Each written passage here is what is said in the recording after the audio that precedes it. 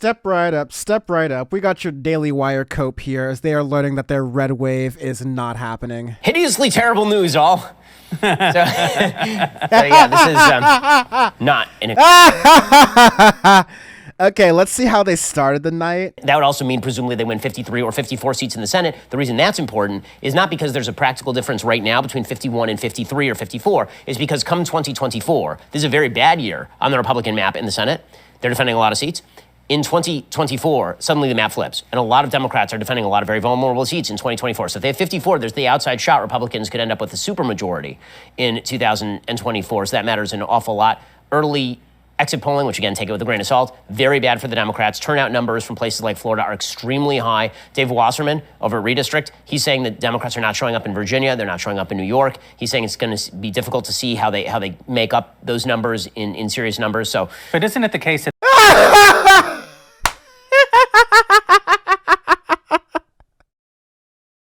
it's going to be difficult to see how they make up it in serious numbers? It's going to be difficult to, I don't know, we don't know how they're going to do this. It's going to be a big problem for them. they don't Fast forward to like no good news for us at all. I love this. Let's keep digging, brother. You can see how many votes have come in, and you can kind of see what the party split looks like. They're more even than Democrats thought they were going to be. It's not as much of a blue advantage. Republicans, they have this routine where first they complain about the democratic procedures in place correctly, and then they learn how to use those same procedures. So you saw this in California. A few years back, Democrats turned a bunch of red seats blue by ballot harvesting. And then in the last election cycle in 2020, Republicans were like, yeah, this process sucks, but if it's there, we're going to do it also. And so what you saw is that Republicans really said mail-in balloting is bad, early voting is bad. Also, I early voted. Right, I did. Sure. I early voted because I was going to be here today. So the fact is that a huge number of Republicans have early voted. So when you look at Pennsylvania, the question isn't all 700,000 of those ballots are Democrats. Those ballots are probably split 360, 340 or 370, 330 in favor of the Democrats. Can Republicans make up a 40,000 vote deficit on Election Day when the total number of votes cast in Pennsylvania will likely be north of 5 million? The answer is they definitely can. Will they? Who knows? But I don't think that the pure fact of mail-in balloting, I hate it. I think it's bad. I think we should all be voting on Election Day. But I don't think that's a prohibitive advantage in favor of the Democrats the way that it was when it sort of clocked Republicans out of left field the last time around. Well, let's fast forward to how that turned out. Let's do a little bit of how it started, how it's going, shall we? We'll get there depending upon what's left and how it comes in. More work to do. Thank you. Back to you guys. Hideously terrible news, all. So yeah, this is not an exciting evening. You know, kind of like many of my dates before I met my wife. Start off optimistic. Ben uses the term many. You went on 3. You're right. Many of several. Several.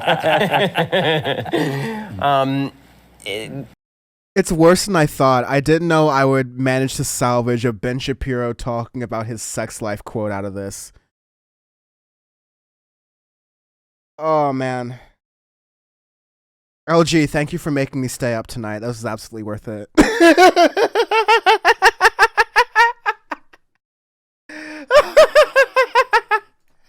Yeah, I mean, again, I'm just going to go back to the simple fact that if you're getting state-by-state results, this means you did not run a national race, 1, which is the messaging issue, and 2, the candidates differ race by race. So we keep coming back to the same message over and over.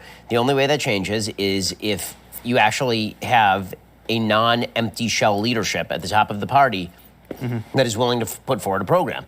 And Newt Gingrich won a bajillion seats in 1994 because he put forward an actual program. There was no Zach actual Andrews, program that was zombie put forward kitten. by the Republicans. Zach Andrews, zombitten kitten. I mean, thank you so much for following and joining. Yes, the copium is tremendous. Unparalleled. House. Good point. And Kevin McCarthy is not an inspiring figure in any way, shape, or form. I know Kevin McCarthy, and he's a very nice person, but I don't see how you can underperform to this extent and still hope to be seen as sort of the durable leader of the Republican Party in the House.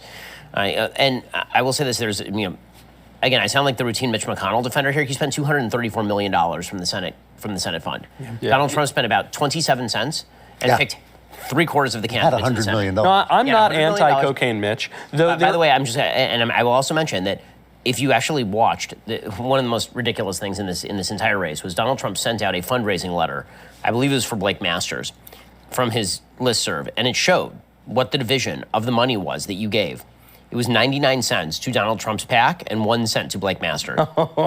Okay, that is not raising money for Blake Masters, as it turns out. If the Republican Party is going to be foolish enough that there are no recriminations for the people who actually picked the worst candidates in the race, refused to fund them, and then left them out to dry while celebrating Joe O'Dea losing in Colorado, then you get what you. I'm sorry, you get what you deserve. Again, I'll vote for that guy if he's the nominee because the Democrats are worse. But you don't have to do that. You could, theoretically have a thought about maybe this isn't the best idea. How many times are we going to run this same play over and over and over? Well, at least one more. you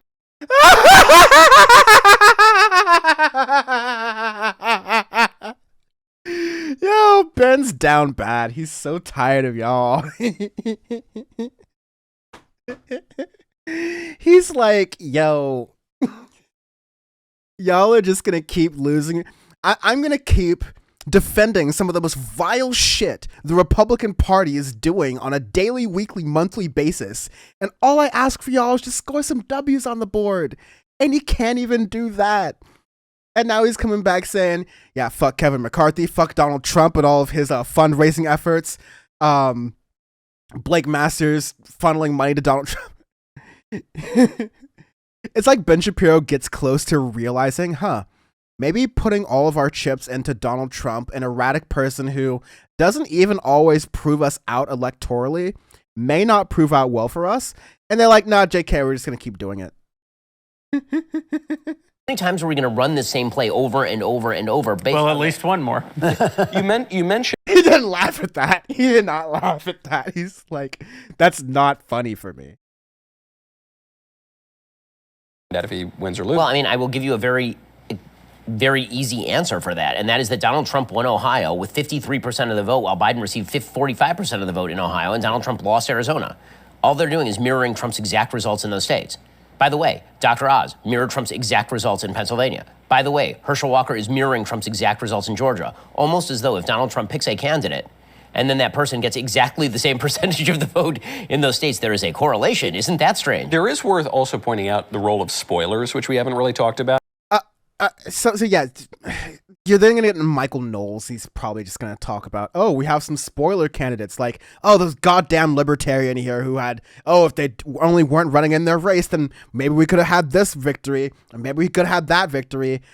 It'd be really interesting to see if the Republicans and Libertarians make some sort of dirty deal in the background to see if there is any sort of support on that regard. But what you're seeing here is Ben Shapiro straight out saying it. Look, Donald Trump can't call elections. Donald Trump is not a kingmaker. And so I think Ben Shapiro saying, listen, I don't care about Donald Trump right now. Donald Trump is getting us losses. What are you suspecting here?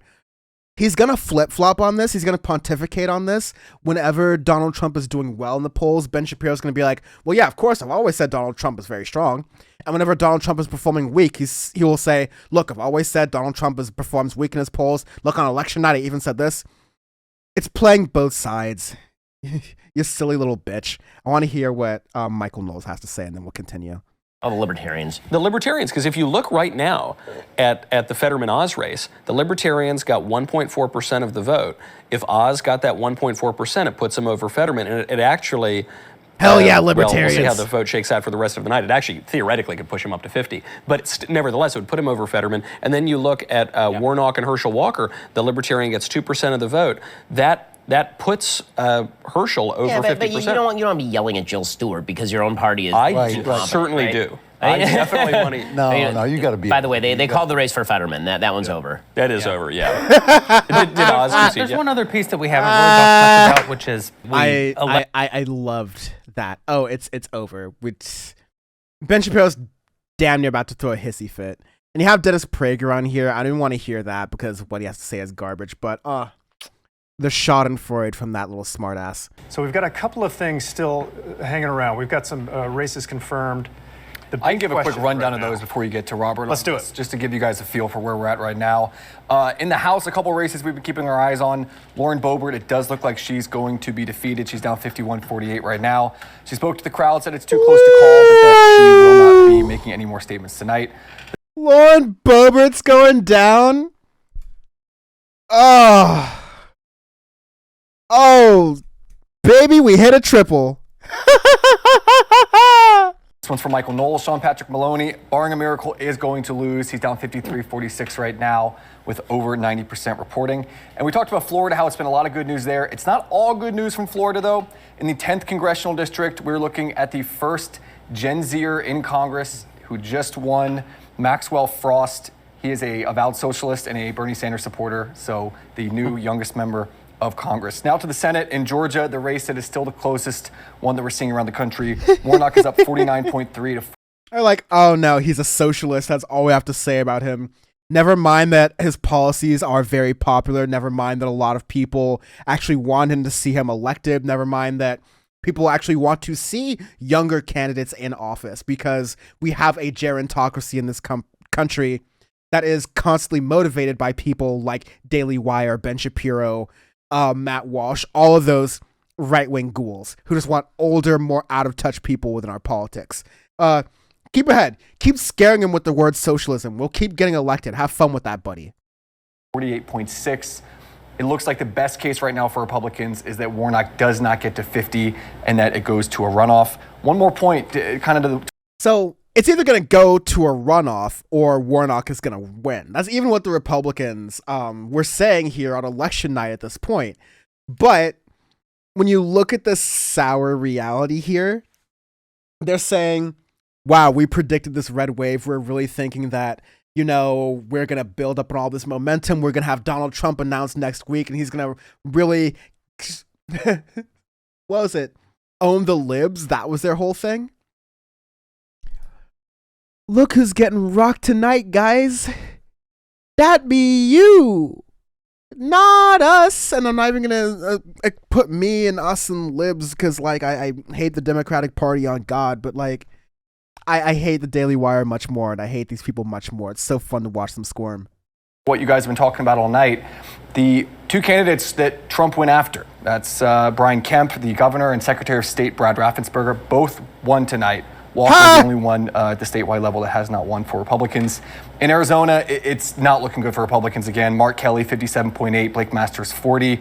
Katie Hobbs with a 56-43 lead over Carrie Lake. Pennsylvania, also not looking good.